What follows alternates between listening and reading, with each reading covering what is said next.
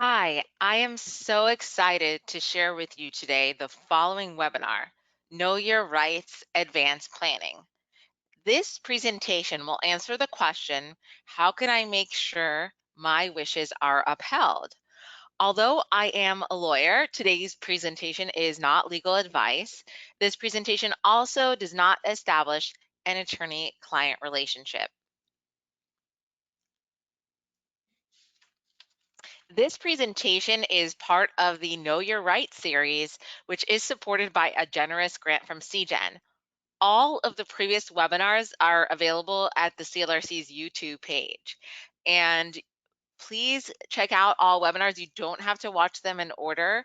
And each one does not require a knowledge of the topic before it. It really is designed to be watched or listened to at your own pace and also can be really helpful throughout the year. So the health insurance and open enrollment one was the most recent webinar before this and is still especially relevant because we are at the time of this recording still within the period of time of open enrollment.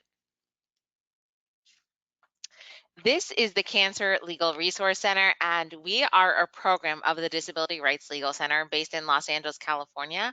We help people nationwide.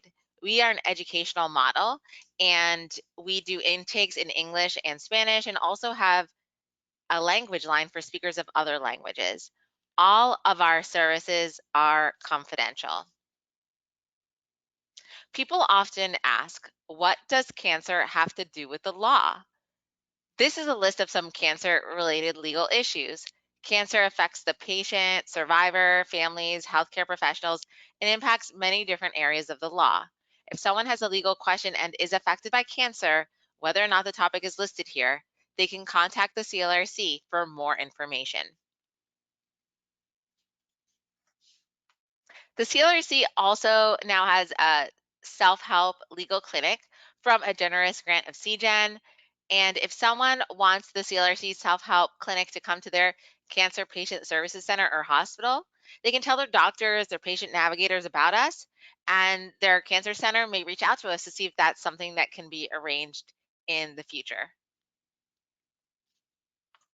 The CLRC also has a professional panel, which includes attorneys from across the country who's help those with cancer if a caller needs help with a matter in their state and practice area. You saw on a previous slide that the practice areas that attorneys handle, but just to recap some of them, landlord tenant, health insurance matters, medical malpractice, estate planning, employment law, and divorce law. It's a minimal commitment. All that the attorney agrees to do is a half-hour consultation. It is very easy to apply. I'm going to do my best to leave time for questions at the end of the webinar. Hopefully I will be able to answer those questions, but if I'm not sure or if you have questions that come up down the road, this is the best way to get in touch with us, either filling out an intake on our website or calling our toll-free number to leave a message for someone to call you back to complete an intake. All the information we provide is free, though we do not provide legal advice or direct representation. The CLRC also maintains a library of fact sheets on a variety of cancer-related legal issues on our website, including a resource called Our Patient Legal Handbook. The handbook provides a brief overview of many of the most common issues and questions that people living with cancer and their families have. And we'd like to give a special thanks to the handbook's generous sponsors, the American Cancer Society and Breakaway from Cancer. If you're interested in receiving a large number of copies of our handbook, please submit a bulk order on our website. We also have PDFs of the handbook in English and Spanish available to download for free.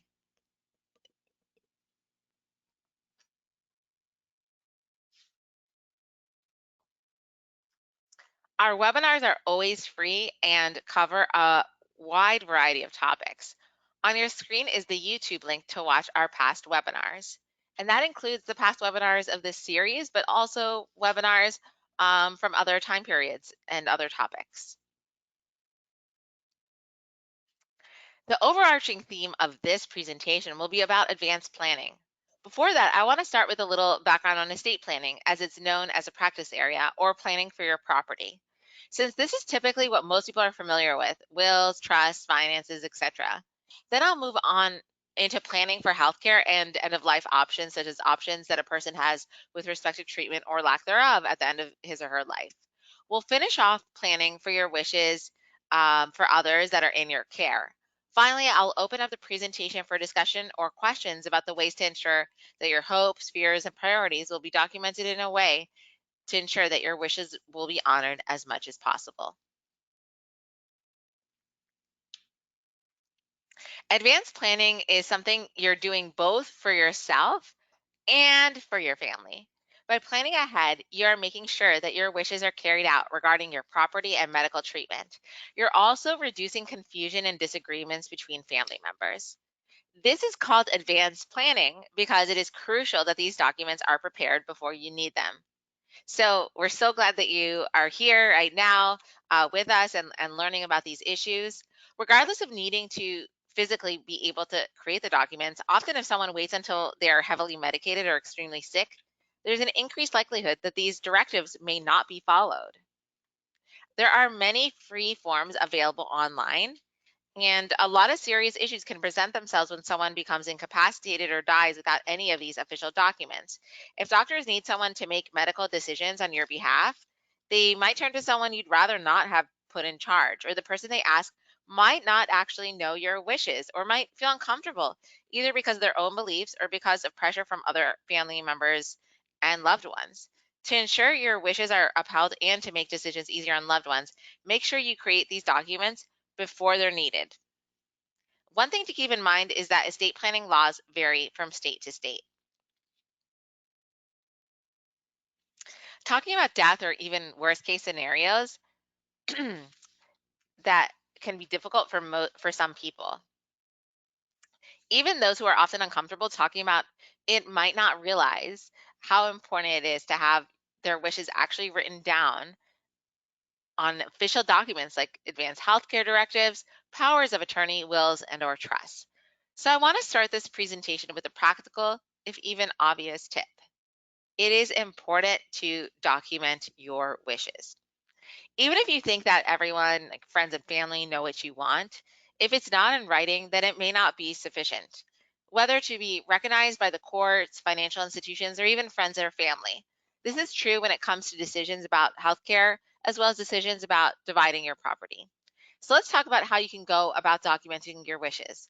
First, we'll start with documents for your property and then for your medical treatment. Part one of this section will talk about advanced planning in terms of people and property. We'll talk about the tools you can use to protect your assets, decide who gets what, if you're no longer living, property and or dependents, and designate someone to manage your property and finances if you become unable to do so. Second, we'll talk about advanced planning in terms of your healthcare. This will include tools you can use to document any specific wishes you may have concerning the treatment you want and don't want in a medical emergency, and to name someone to make health care decisions for you if you become incapacitated. The first step is to think about your estate. When we talk about estates, we aren't referring to places like Downton Abbey. Your estate consists of all property or interest, percentage, time period, etc., in property which you own, no matter how big or small. The simplest examples are those assets which are in your name alone, such as bank accounts, real estate, stocks and bonds, and furniture and furnishings and jewelry. Once you have an idea of what property you have, you can begin thinking about who you want to give your property to. In addition to informational handouts about advanced planning, the CLRC has several forms available on our website, theclrc.org, including the personnel records file and taking care of business forms, which can help you get organized and gather in one place all the personal and financial information and copies of important records and documents that your loved ones will need. More about debt. Student loan debt might be able to be discharged depending on what kind of loans you have. So if you have a terminal diagnosis or on SSDI or permanently disabled, you might want to look into student loan discharge. For those of you who do own property, it is important to understand how exactly that property is owned. Remember, you can only give something away that is entirely yours. If you own a share of something, you can only give away your share. Two types of ownership, sole and joint, which is owning something with another person or persons, and is all the names on the title. Joint ownership comes in different forms. Some common types with rights of survivorship as community property, for example. Um, Joint ownership with rights of survivorship means that when one of the owners dies, the other owner takes full ownership of the property automatically, so that none of the property is inheritable. Community property versus separate property is determined by state law. Community property means that all property accumulated by two spouses during the marriage becomes joint property, even if it was originally acquired in the name of only one partner. Each spouse owns one half of the couple's property in community property states, and therefore, when a husband or wife dies, only one half of the marital property is inheritable, since the surviving spouse owns one half of the marital property. California, for example, is a community property state, but property laws vary from state to state, so it is important to consult an attorney in your state to find out what ownership rules apply to any property that you own individually or jointly that may have been acquired in other states. And I just want to make the point before we talk about wills, which is that no one lives forever, even Betty White. So if you're thinking about this topic and it feels intimidating, it is for anyone. It's not, this presentation is, of course, through the Cancer Legal Resource Center, and we really try to tailor it for the cancer community, but anyone could benefit from this information. And so I think it's really important to consider as you're thinking about this topic. It's really normal that it can be a difficult topic to even consider.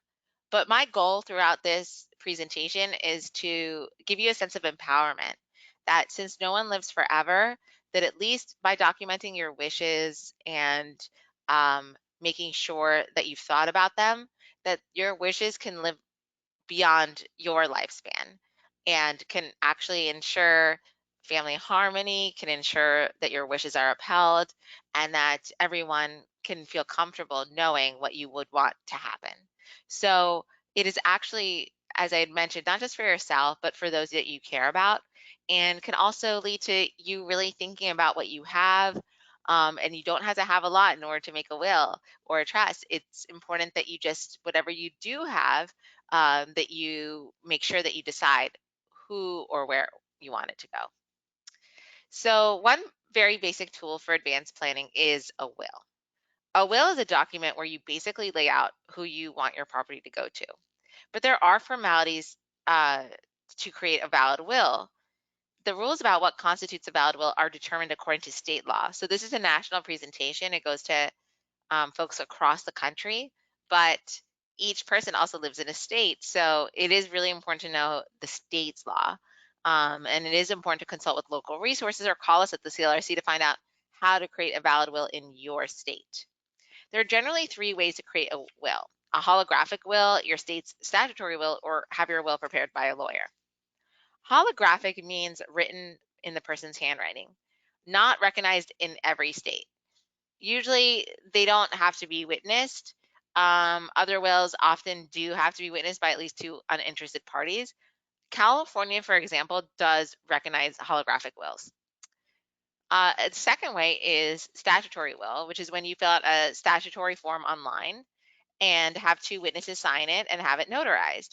Only a few states provide statutory will forms. They are California, Maine, Michigan, New Mexico, and Wisconsin. And finally, another way to create your will is to hire an attorney. A qualified estate planning attorney can make sure that your will conforms to state law.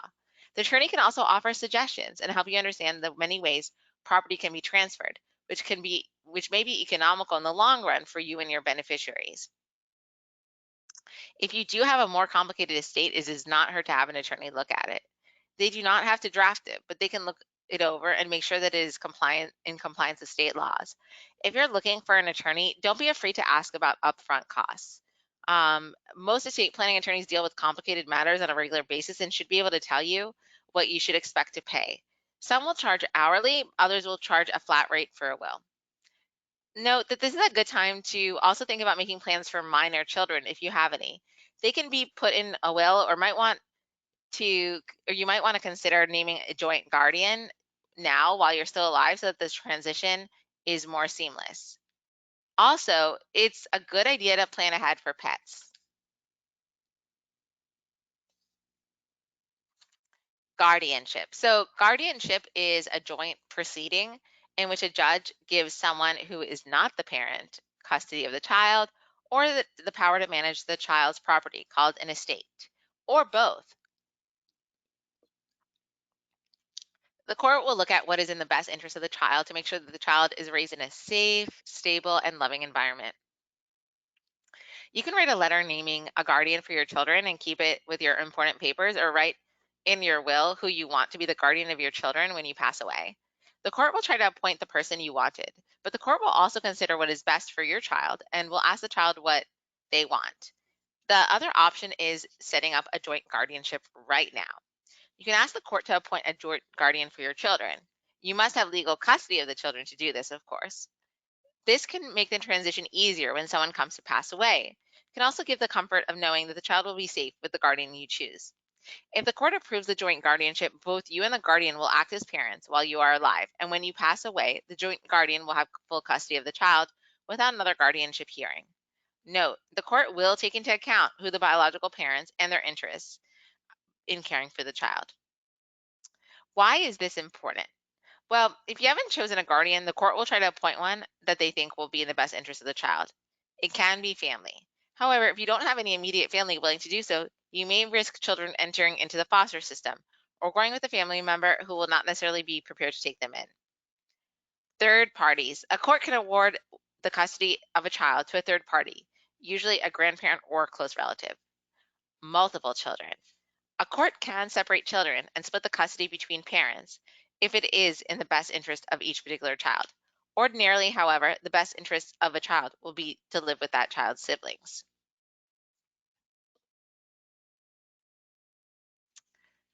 Don't forget to review assets that you may have already set up years ago for which a beneficiary is already named. Some common examples of this include life insurance, IRAs, like individual retirement accounts, qualified retirement plans, annuities, such as investment paid back in an annual sum. Some of these may not be changed by the writing of a new will. Speaking with an attorney and or consulting the rules of a policy directly may be required. You should also review your will and when there are any major changes in your family, such as births and deaths, when the value of your assets significantly increases or decreases, or when you purchase or sell a piece of real estate. If you move to another state, you will need to make sure that your will complies with the new state's laws. You may need to talk with an estate planning attorney in the new state.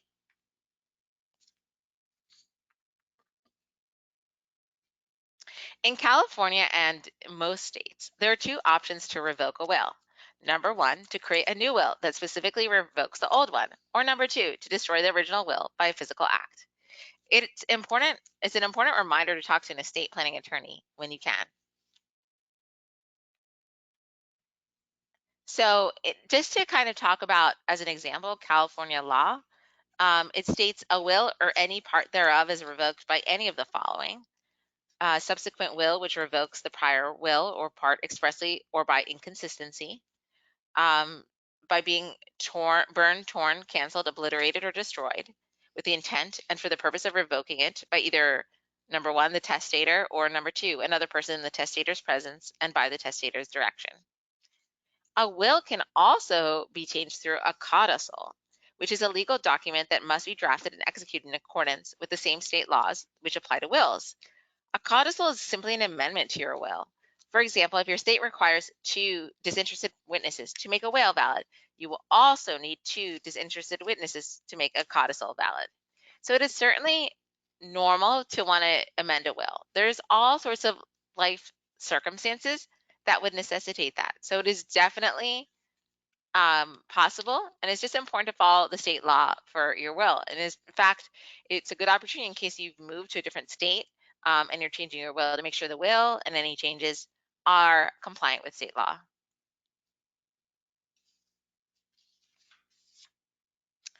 So what happens if you don't set up a will?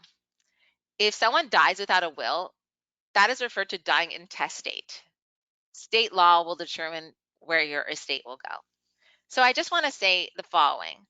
If you don't create a will, so since no one lives forever, if you don't create a will, the state will give you one. So either way, you're going to have a will. It's whether you're going to create one or whether the state will create one for you. And if the question that I would ask you, if you're on the fence, is who best to know your wishes, you or the state? So I would say that, if you're not quite sure whether to create one, consider the fact that if you don't create one, the state is going to give you the one that they have. So it is a good idea to consider creating a will. There's a list of heirs preset by law that courts will reference to distribute your belongings, which may not result in your property being distributed the way that courts assume you would have wanted. For example, if you die without a spouse or children, your estate might go to your parents if they're still alive rather than your brother or sister. You might have preferred that it be split among all of them.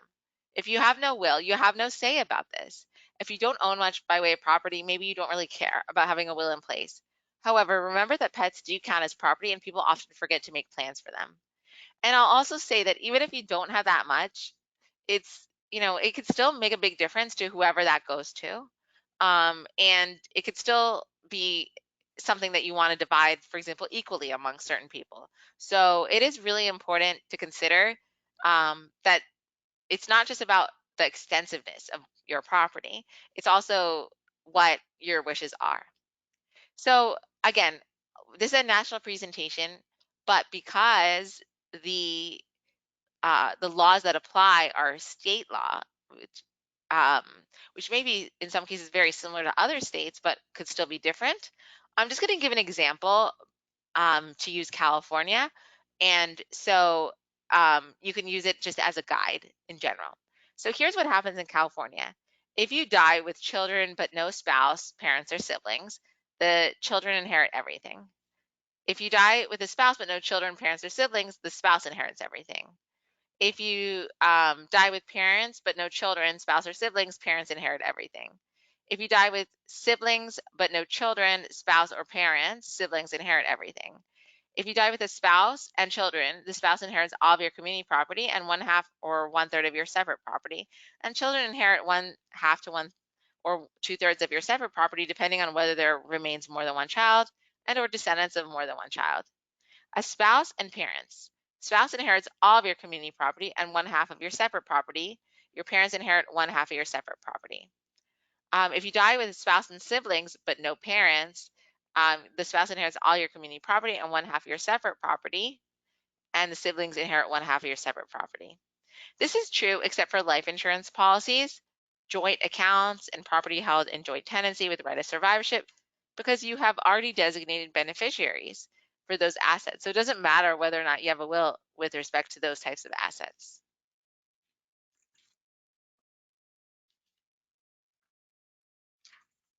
So let's talk about probate.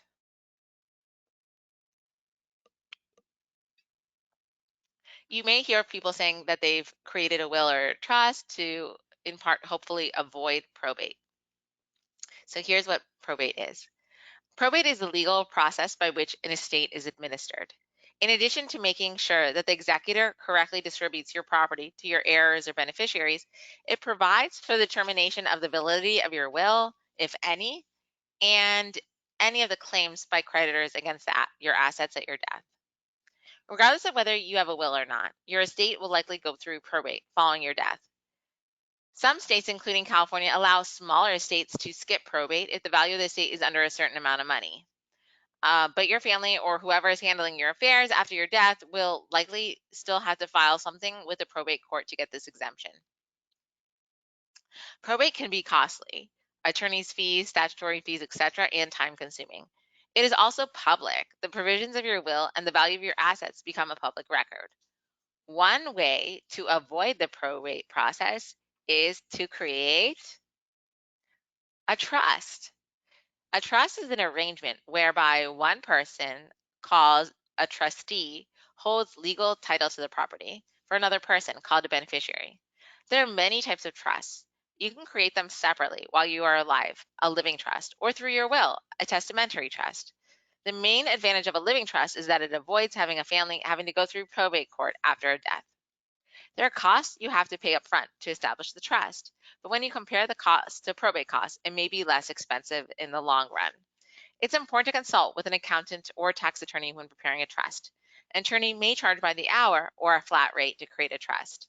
So you should definitely ask the pricing structure before you start working.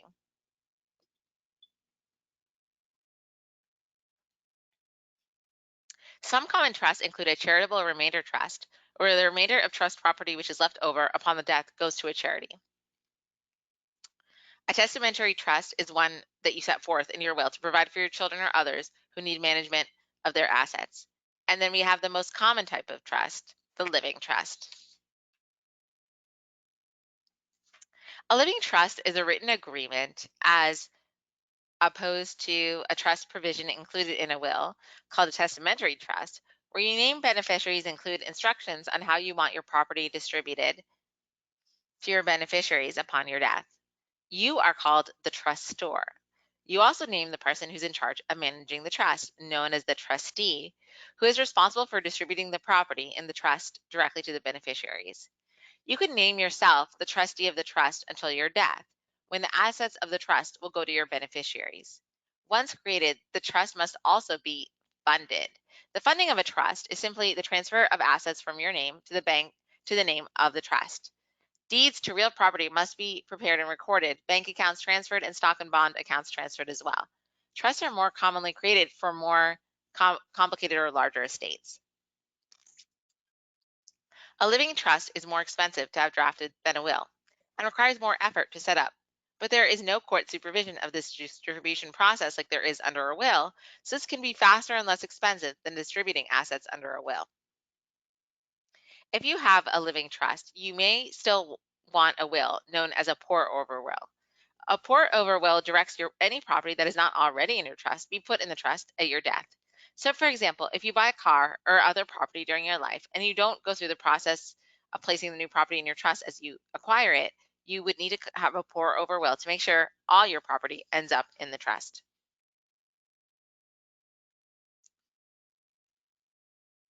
So the question arises, will the state take my home if I am on Medi-Cal? This is just an area of law that, since we talk about assets um, and information. So exempt during life but estate claim after death. Note that while a home may be exempt from Medi-Cal eligibility purposes, it may not be exempt from estate recovery. So if the home is in your name when you die, the state may be entitled to make a claim against your estate to recoup the amount of certain Medi-Cal benefits paid. So the for people that have died, after January 1st, 2017, Medi-Cal recovery claims have been severely restricted. The new recovery law prohibits claims on estates of surviving spouses and registered domestic partners, limits recovery for those 55 years of age or older to nursing home and community-based services, limits recovery to only those assets subject to probate under California law. It restricts the amount of interest that the state can charge on liens and requires the state to waive the claim as a substantial hardship when the estate subject to recovery is a homestead of modest value. For example, a home whose fair market value is 50% or less of the average price of homes in the county where the homestead is located, and requires the state to provide a current or former beneficiary of their authorized representative a copy of the amount of the medical expenses that may be recoverable. Furthermore, the state can no longer recover for most basic health services such as doctor's visits, prescription drug costs, or managed care reimbursements, unless these services are related to nursing home care or home and community-based services. Home and community-based services include the Assisted Living Waiver, Multipurpose Senior Services Program, In-Home Operations Waiver, and Nursing Facility Acute Hospital Waiver programs. So what assets in the state are subject to recovery? So until recently, for example, California could recover for the amount of benefits paid for the decedent or the value of any of the decedent's property received by the recipient by distribution, for example, through a will or survival, whichever is less. So, but that was, of course, before 2017. So it is just something to consider that there are additional protections now. Now that we have a foundation into estate planning, I'll start answering the rest of the questions and showing which tools you may want to consider to ensure your wishes are being respected. The next tool that is helpful for advanced planning is a financial power of attorney. This is a tool you can use to designate someone to manage your property and finances if you're unable to do so.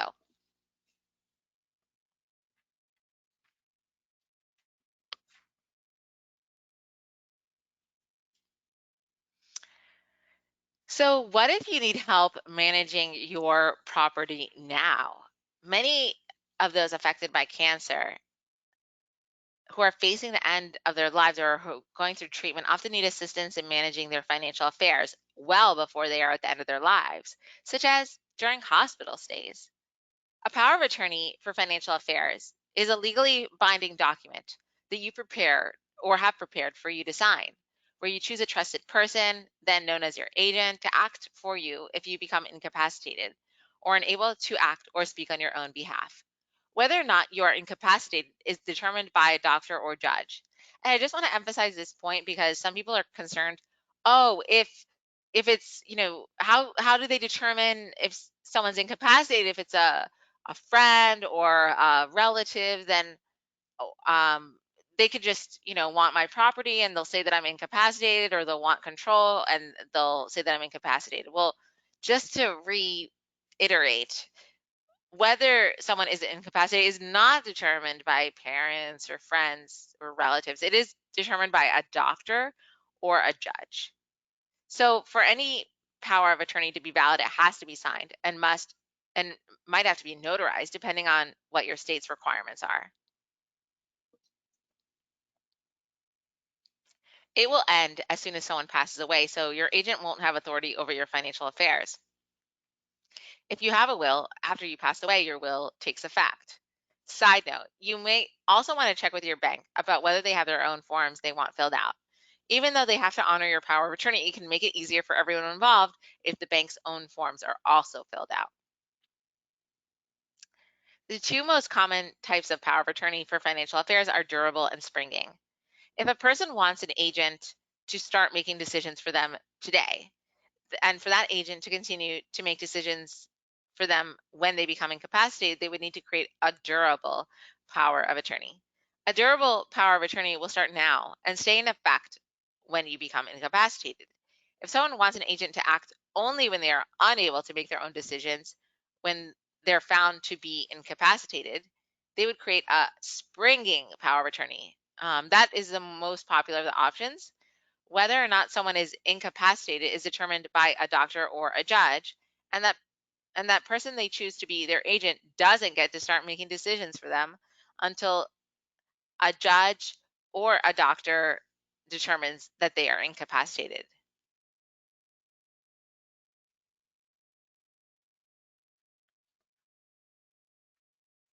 So does the person you have chosen to make financial choices have access to your bank and investment accounts? So, financial power of attorney should give someone the power to pay your bills and make some financial decisions. If you or your agent shares a copy of the power of attorney document with bank employees, they should honor the document and allow your agent to stand in your shoes to handle your bank transactions. Think about other financial relationships accounts and see whether they have a different process for power of attorneys, or allow others access or management of your accounts.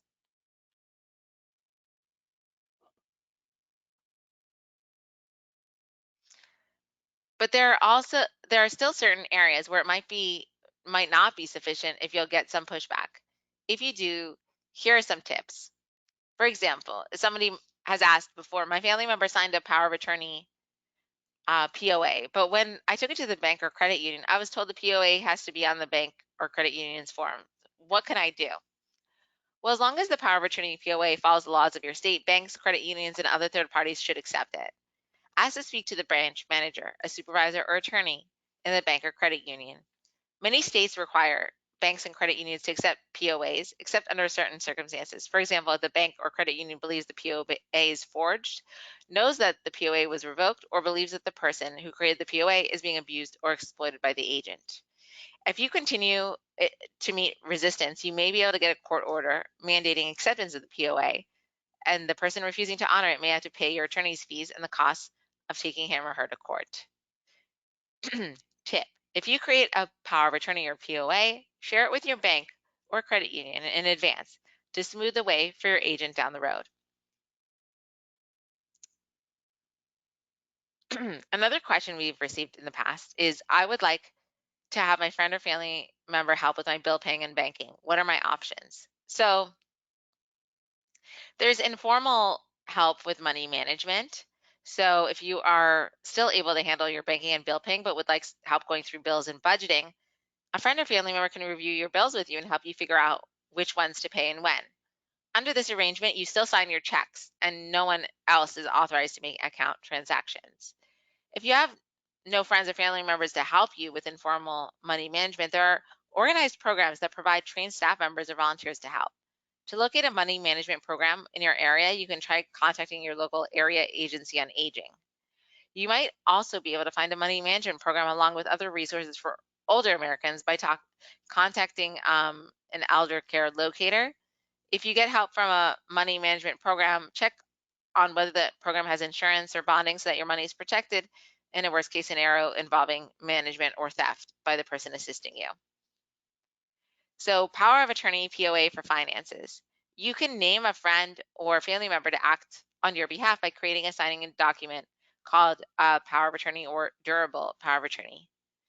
In that case, your bank account can remain in your name only, but the person you name in your power of attorney, your agent, can help you with banking. Again, give considerable thought before you grant anyone power of attorney, as he or she might withdraw money from your account for reasons that you do not specify. You might also want to check with your bank about whether they have their own forms they want filled out, as I had said. Even though they have to honor your POA, it can make it easier for everyone involved if the bank's own forms are filled out. So I emphasize it a few times just because that is a concern that people have if they don't have the bank's forms filled out.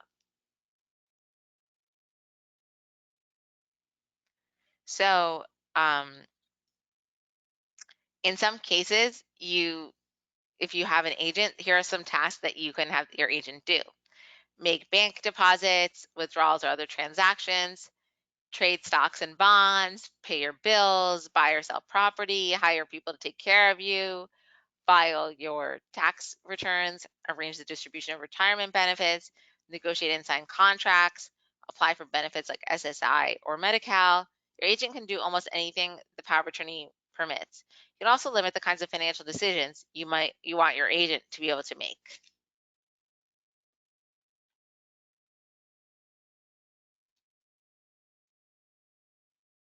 Now that we've covered a bit about how to plan for your property, let's move on to talking about the tools for planning your medical treatment or instructions for foregoing the end of your life or when someone is not able to make decisions for themselves. Note, the requirements for each of these might vary depending on state law. So if you have more specific questions on what makes one of these documents valid, call the CLRC or contact an attorney in your state.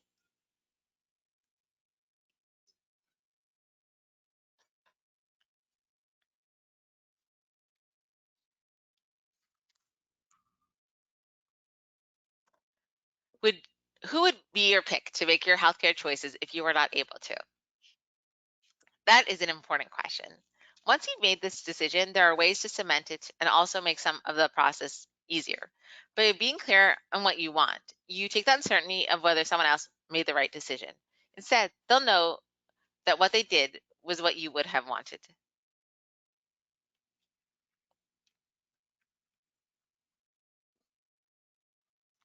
Advanced healthcare directives are written instructions that state a person's wishes about the medical care and treatment they want to receive if they are unable to make decisions, that is, medical decisions, for themselves. Advanced healthcare directives are intended to avoid unwanted care, reduce suffering, and ensure that a person's wishes are honored at the end of their life. For example, one can state their desires regarding life-sustaining or life-prolonging treatment or pain relief. In California, there are 4 parts to an advanced healthcare directive. And again, I'm using California by way of an example, just so you can see what one of the states does. Number 1, power of attorney for healthcare, otherwise known as agent, patient advocate. Number 2, instructions for your healthcare. Number 3, organ donation. And number 4, primary physician identification.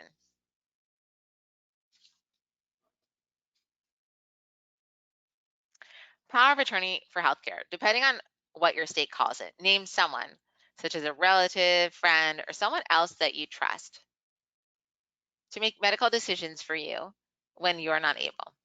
A power of attorney deals with all medical decisions unless you want to limit it. You can also give specific instructions about treatments you want or don't want, or about other issues that concern you. The person has to be a family member or friend who is at least 18 years old, can't be your doctor or someone who works at your hospital or clinic unless they're your family member. So what qualities do you want to look for in a person? Who you're going to name as your agent? It's obviously a really important job. You might want to talk to or name someone who is trustworthy, someone who shares your values, someone you've talked to about what your end of life wishes are. Probably you don't want to name a parent, as making some of those decisions can be extremely difficult for parents. What kind of decisions can my medical decision maker make? Agree to, say no to, change, stop, or choose doctors, nurses, social workers, hospital, clinics, or where you live, medications, tests, or treatments, what happens to your body and organs after you die. Your decision maker will need to follow the healthcare choices you make in part 2.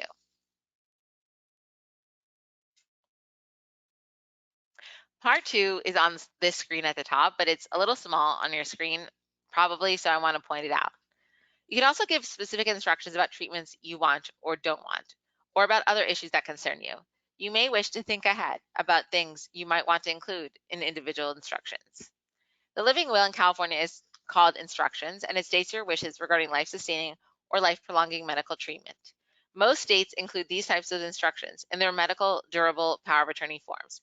California does not recognize separate living wills as legally binding. Maybe someone wants CPR, but no ventilator. That's something you can put in the individual instructions. Also, a feeding tube, etc. To donate organs, simply write down what you want to donate. If you want to only donate your heart or lungs, etc., you can specify that. If you wish to donate all of your organs and tissues, you can do that too. Not all states have organ donation as part of their advance directives, and usually you register to become an organ donor through your state's DMV.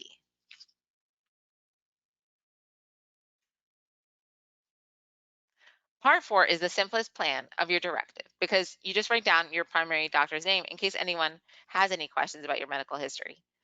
It is important to remember to update this part of your directive. If you change primary physicians, again, not all states include this in their advanced healthcare directive.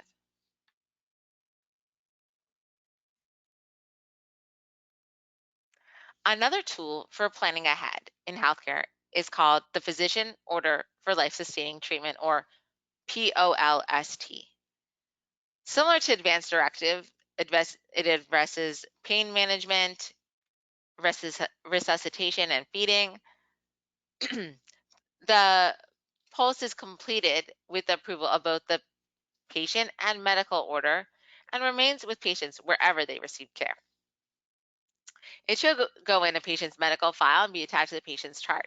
It's usually on bright pink form, so it can be easily noticed, in contrast to advanced directives. The doctor and family members might not know where the document is. Either way, be sure and let people know you've created them. A POLST, or POLST form, includes directions about life-sustaining measures in addition to CPR, such as intubation, antibiotic use, and feeding tubes. The POLST form helps medical providers understand your wishes at a glance, but it is not a substitute for a properly prepared advanced healthcare directive. So, what are the primary differences between an advanced directive and a POLST form? So advanced directive is for anyone 18 and older. It provides instructions for future treatment. Appoints a healthcare representative, does not include emergency medical personnel, guides inpatient treatment decisions when made available. POLST. For people with serious illness at any age, it provides medical orders for current treatment, guides actions by emergency medical personnel when made available, guides inpatient treatment decisions when made available. So here is why it is important to name a surrogate decision maker. Most states have laws that set defaults for surrogate decision makers. These laws generally provide a hierarchy of authorized family decision makers who can make medical treatment decisions on someone's behalf. If there's a spouse, usually that is the default. I think it's really important to not have the state choose one for you, but rather to choose one on your own. It can really cause you to have important conversations with loved ones and see who really might be the best fit. More than 20 of these statutes now specify that a close friend or familiar with the person's values can make the decision if none of the listed family members exist or are available. And approximately 11 states have developed a mechanism for unbefriended patients, usually involving choices designated by designated physicians, often in conjunction with other physicians or ethics committees. Because approximately two-thirds of Americans lack advanced directives, some of the default rules are important, especially when it's someone who knows you better than the doctor does. They'll see when you're in pain and be able to communicate to the doctor for you if you cannot. Currently, 44 states have enacted surrogate consent laws. Generally, two types of surrogate consent laws are recognized: hierarchy surrogate consent laws and consensus surrogate consent laws. States which have adopted these provisions recognize the importance of alternative means of consent to healthcare in the absence of advance directives. Instead of forcing families and incapacitated individuals into judicial guardianship proceedings for their future to execute advance directives, surrogate consent laws allow physicians to consult a designated individual or group of individuals who can presumably convey the incapacitated or incompetent patient's healthcare wishes and promote informed consent or refusal to proposed healthcare interventions.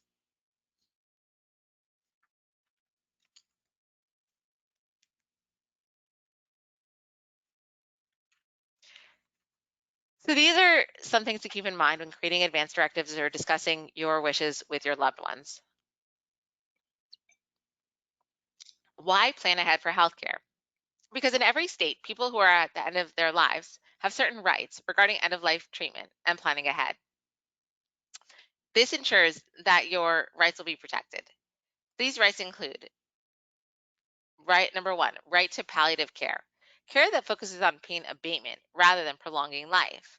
Number two, right to refuse food, including through a feeding tube. Number three, right to refuse medical treatment. Number four, right to palliative sedation.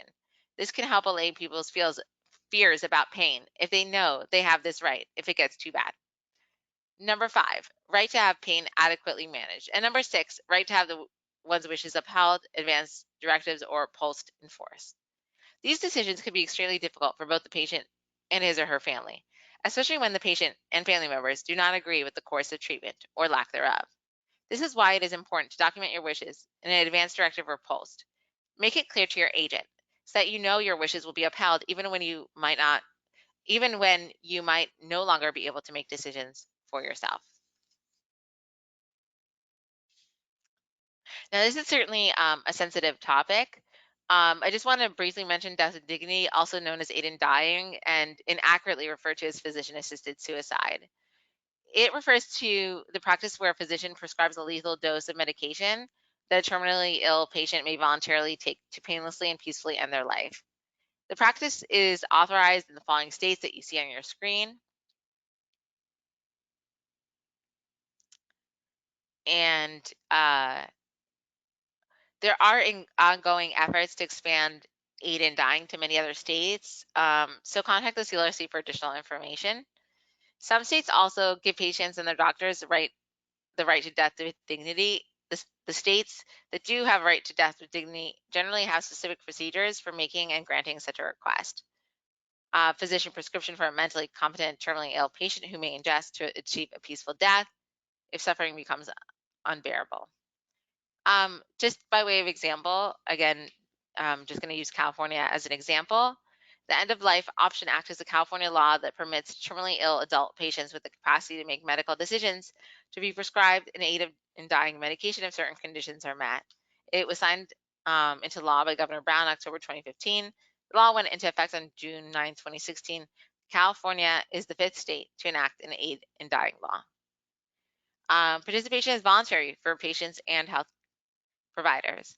Participation in the End of Life Option Act is voluntary for individual patients, health providers, physicians, nurses, pharmacists, etc., as well as health systems, HMOs, hospitals, medical offices, nursing homes, pharmacies, and hospices. Insurance providers are not required to cover aid in dying drugs or related physician fees. Check with your health insurance company about their rules regarding costs associated with aid in dying or related physician fees. If the patient's provider or the organization where the patient receives care is not participating in End of Life Option Act, the patient may request basic information or ask for a referral. Some providers may not be comfortable giving patients information about the act or even providing a referral. In this case, patients may wish to consult with advocacy organizations or others who provide information about the End of Life Option Act and to find participating providers. Conservatorship. So, what if your loved one didn't plan ahead? Conservatorship is a judicial procedure that appoints someone to take charge of a person's legal, financial, and personal affairs when they are deemed not legally competent. To create a conservatorship, a petition may be submitted to the court by someone who is asking to be appointed as their conservator, generally a spouse or relative or friend or a proposed conservatee or an interested state or local agency. The petition must contain information on why the individual cannot manage his or her financial affairs or make decisions concerning his or her personal care. The court will conduct an investigation and hold hearings to determine if the person is incapacitated and whether appointment of a conservator is required. I think the issue of conservatorship got a lot of attention in more recent years because of Britney Spears. So that was an example of where it was talked about and there was a conservatorship. And now there currently is not one, from my understanding, as of the time of this recording. So we are coming to the end of the presentation. We're getting close. We're not quite there yet, but we're almost there. And of course, we are the Cancer Legal Resource Center. So when we have a presentation, of course, we're going to share resources. Here are some resources on your screen. Caring Connections has advanced healthcare directive forms for every state. Compassion Choices, they offer end-of-life counseling. I'll give a moment for someone to take down any information that they want. I will say that one benefit of having a recording is that if there's a particular part of the presentation that you want to just pause and write down number or information from your screen, or want to hear something again, that you're able to go to that specific spot. You don't have to watch the entire presentation, although I would love it if you did. So here's a practical tip. Don't just talk about your end of life wishes, document them. Talking about death can be difficult for some people. Even those who are often comfortable talking about it, they might not realize how important it is to have their wishes actually written down in official documents like advanced healthcare directives, powers of attorney, wills, and or trusts. It's important to document your wishes. Even if you think that everyone, friends, or family knows what you want, if it's not in writing, then it may not be sufficient. This is true when it comes to decisions about healthcare as well as decisions about dividing your property. Hopefully, the information you learned today has inspired you to reassess your previous advanced planning documents or to get some set up as soon as possible. Thank you so much for your time. If you have general questions about today's presentation or need some clarification, I'll stop the recording shortly and take time for questions. That part of the presentation will not be recorded. Also, if you have questions about your specific legal matter as it relates to cancer, please call our intake line so we can take a look at your issue and provide you with specific resources and customized solutions and referrals. Again, for those that have watched the entire Know Your Right series, congratulations for having been on that journey with us. And for those who will watch the rest of the webinars in this series, we really are so grateful for that.